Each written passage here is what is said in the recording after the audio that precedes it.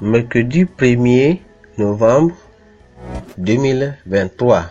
Thème: l'évangélisation dans la tempête. L'évangélisation dans la tempête. Texte de lecture: Actes chapitre 21. Nous allons partir du verset 1 jusqu'au verset 9. Actes chapitre 21. Nous lisons à partir du verset 1 jusqu'au verset 9. Nous nous embarquâmes après nous être séparés d'eux et nous allâmes directement à Cos. Le lendemain à Rhodos et de là à Patara.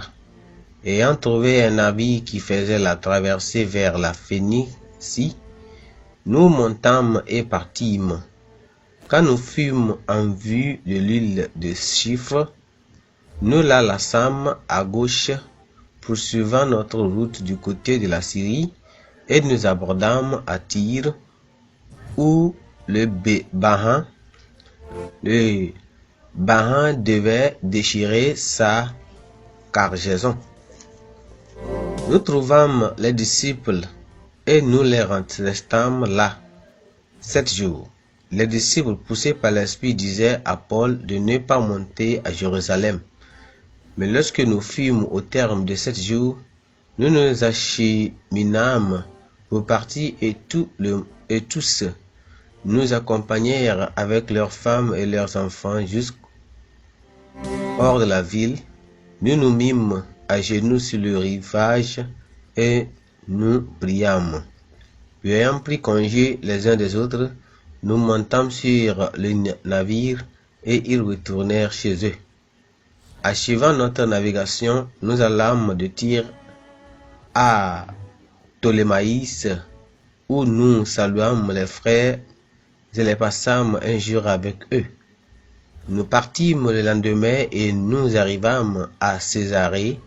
Étant entrés dans la maison de Philippe l'évangéliste, qui était l'un des 7, nous logeâmes chez lui.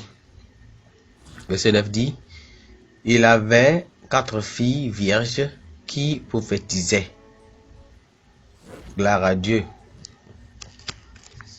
Le verset clé, c'est le verset 5 qui dit ceci: mais lorsque nous fûmes au terme de 7 jours, nous nous acheminâmes pour partir de tous, accompagnés avec leurs femmes et leurs enfants, jusqu'au nord de la ville. Nous nous mîmes à genoux sur les rivages et nous priâmes. Gloire à Dieu.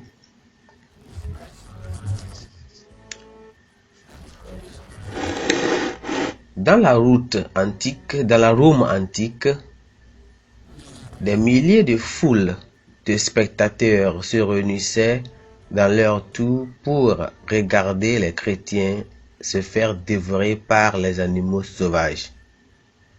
Un commentaire sur l'une des visines de ce célèbre monument disait: je me tins debout et à découvert, les regards tournés vers le ciel où est assis celui pour lui qu'ils acceptèrent mourir avec joie, et je me suis demandé si je pourrais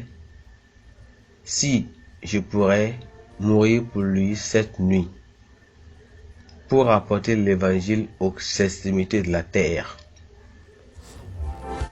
L'auteur s'est rendu compte que les premiers chrétiens vivaient au seuil du paradis, bien qu'étant sur terre.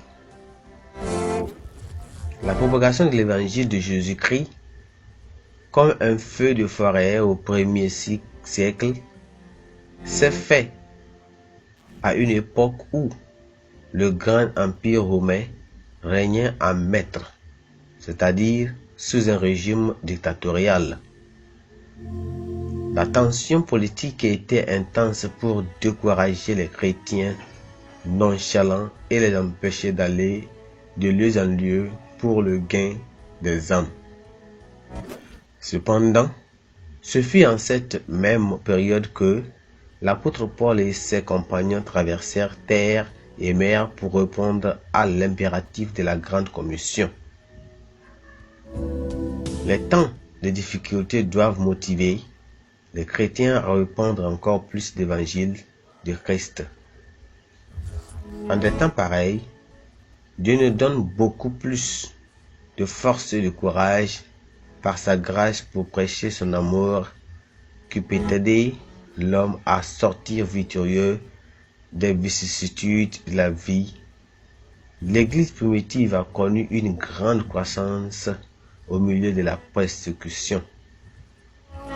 Le croyant en ces temps périlleux ne doit pas badiner avec la grande commission.